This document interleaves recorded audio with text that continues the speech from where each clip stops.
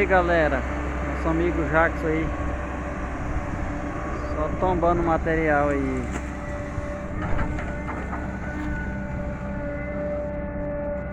Aí cava, hein?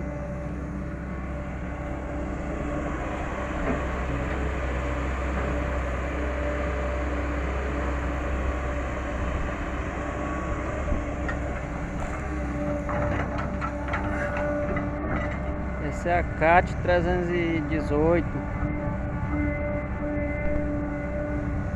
dando um barro branquinho ali, ó. Vai fazer uma limpeza aqui e vai fazer o aterro ali, né?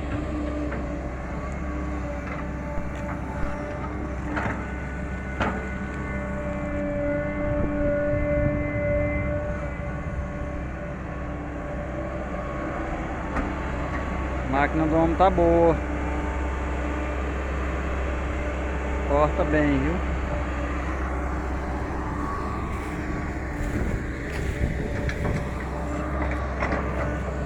Aí.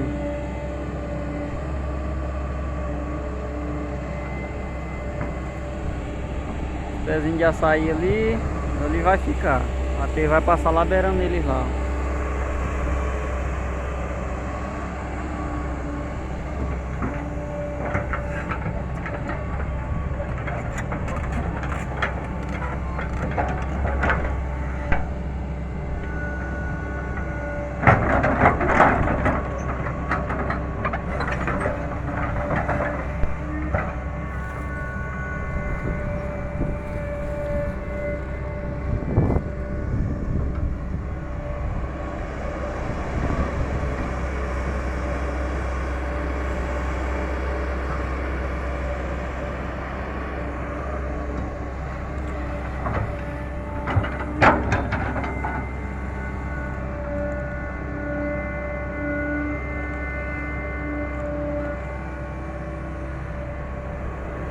Operador enxada molada.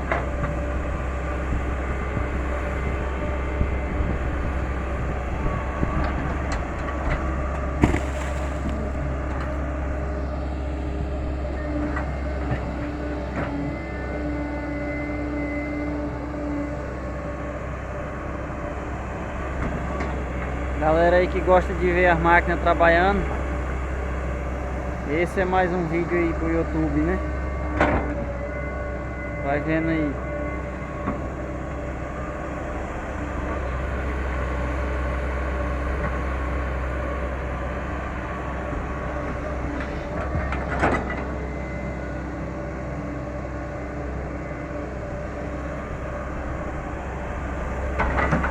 E esse é o sistema do nosso parazão.